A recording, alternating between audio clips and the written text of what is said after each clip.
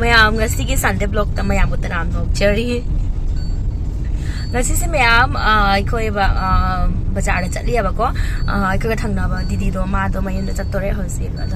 मगोन पीनबीदमको gift येंगे चली हजिक ma'am सूम चल सूम येंसीको blog से मैम याम नुंगाइबदी ओइरोइदोइसको सूम येंसी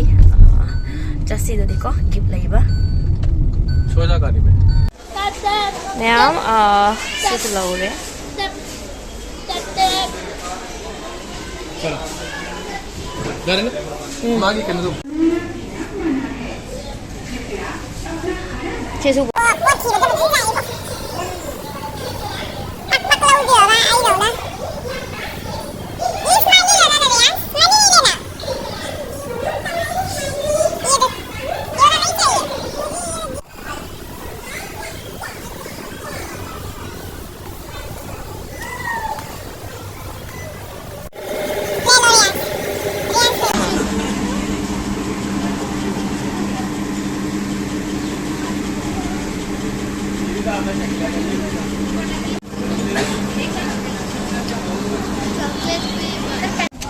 मैम होली की पेचकारी लोग लाई चानु पास है खन्ना सुम ले रे तो नंग कर मलो इनो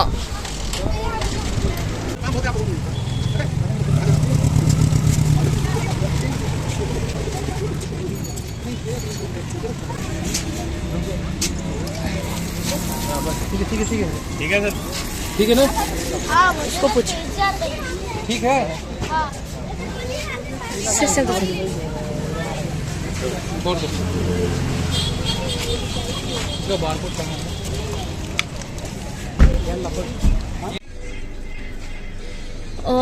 मैम लोइदे लोरे बको मैम शॉपिंग तौन लोरे होली की कई पिस्कारी कई कलर्स कई लेरे हजिक यूम चलनी मैम साबना मपान हुजिक सागतले बको अदुदे मैम यूम चलसी यूम चलगे हलके कोई के ले है मैम आई फिल्म से उड़बा साबना मपान को चलगा ये हलके को कई ले पाइना चलसी दो रियांस मैम से रियांस की पिचकारी ए मन कापा गनु मनी दे हो नंग से पिचकारी से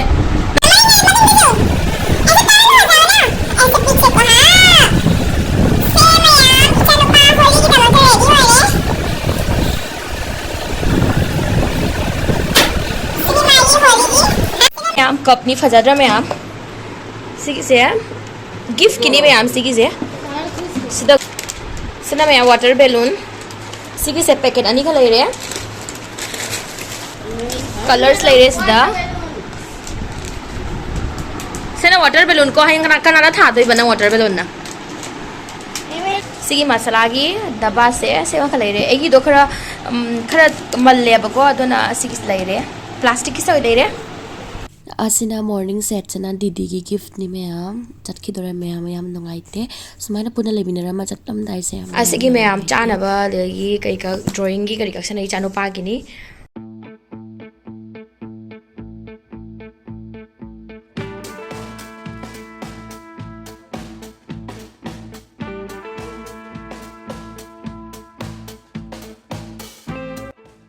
असिगी यूबी अनी खक लेरे तन हौदनी होरेन रेसिपी शेयर तौरके को होली ने आइना को सिददी को होली दने अखोगी गुजिया हौयाबको अदुगिदो आई रेसिपी शेयर तौरके याम हाइबनी अदो सिना आइनी मयाम ngasi वीडियो से मयाम मतंग सिदा सुम लोइसनजरगे हौजिगै nga लेरियबको हौजि चाक थोंगनी चाक थोंगा चारानी दनि मयाम ngasi दी बाय मैम को खोय हजिक बर्थडे दा लाइबको आई ले दीदी खोय हजिक चत्तो इनी सुबना की जुंदी सना देखो सुबना ये जुंगोनी दीदी अब लाइट अच्छा है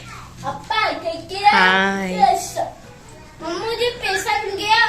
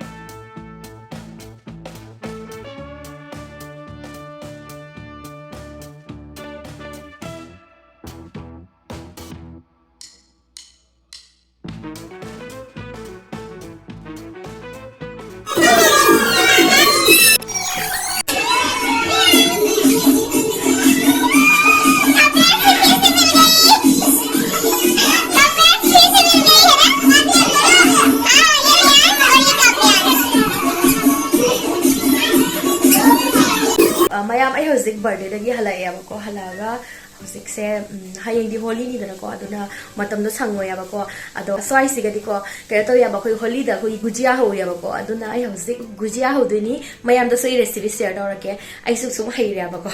ho bodo ado mayam da recipe ai share dorage ado de mayam video se makata na yang minarasi ay hojik khang thang alabani ko khang sida yeah gi se saan ge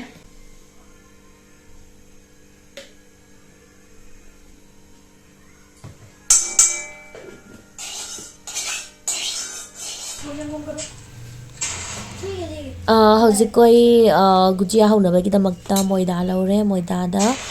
suji chamas ani rom khak yanjalani ko suji sana kharai koi gi crispy oinaba gini amako aduga phajana mix tawirani ado ina khang na ghi khara san bada ko ghi do hapchan do ni ghi do hapadi gi hawe bako krem krem lauraga hawi aduna ghi do hapchalaga phajana mix tawirani ahan wada dry oina phajana mix tawra matungda ising lumbu lumbu sabai sing lauraga ko phajana yamuka ata do totlani ata do henna kan ri pelhaloya ba khara kalap tawna tot kani gujia gi se ata do petlaga di haute dona krem krem laura ba ko crispy re dona khajitang kalap tawna tot kani phajana munna tot pini ata se ata natte ko me moida se phajana munna tot pi gani tot laga ko nga kha ko gi matam leiraga di ko pungkhai marom pung marom sum rest tawna bagi damak thambiro matam leitraga na 15 minute mukti thambiro ba ko ada is maina to salaga kupsala thambirani ada hojik ain tawri base gi kara khutta taira ko do phajana ta se khara kangchandana ba ko mathak siga sumaina gi ro taibira maga ko khumjalaga thambirani rest tawna bagi damakta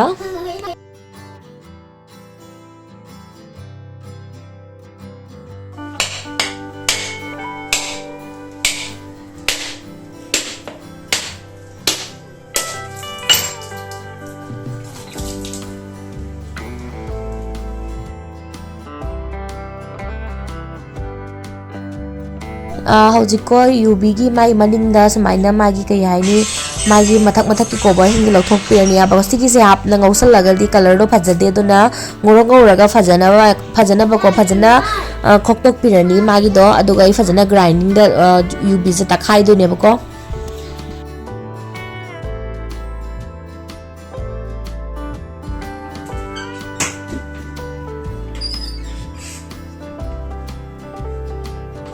UV se takhaya lore hojik dry fruits ka hapning bor sum hapa sum hau bne bako aidi yamna hapchan dare maram di chanapa se yam pamjan dia baduna ado dry fruits se yamalaga se ai kismis ting on da laitre hojik aduna kismis haptre kismis hapaga de na hau bani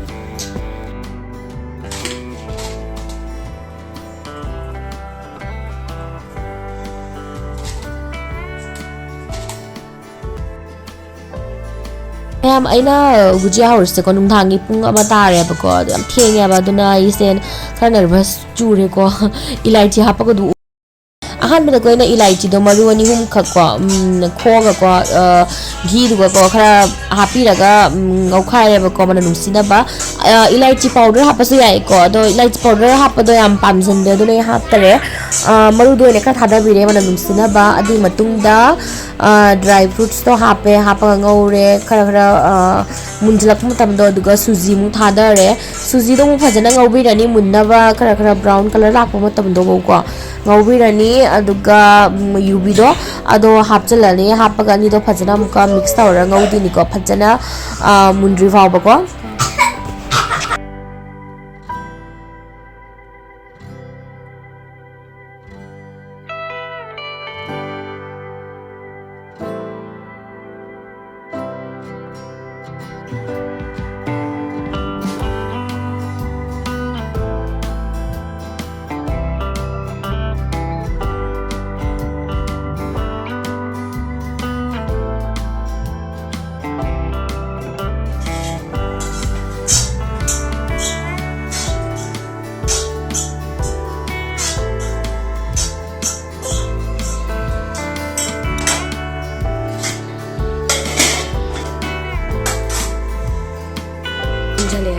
chini hapsan gre ko chini hapa do yaudare phajana oppi ani manam nungsirapani aba ko mullaga ko khara color si khara khara ko gi brown color do mai lakpani ado matamduga sigise gas sam thattoini mullaga munri fawba ko su ngawbirani mai do li tharaga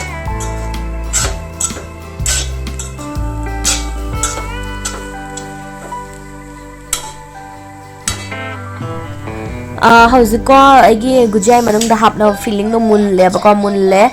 ado hauzik ai gujia semba hore ko frame sigi se phangmani mayam bazar da lupa manga kun sum phangmani ko mai gi gujia gi frame har sum phangmani adu gi do lawraga moida ta eko ta ga digagi frame do hapchalani haptalaga manung ga magi masala yubi ke do hapchalani aduga ban do sandirani aduga thawda huji tawrani mayam yam laidra sitani mayam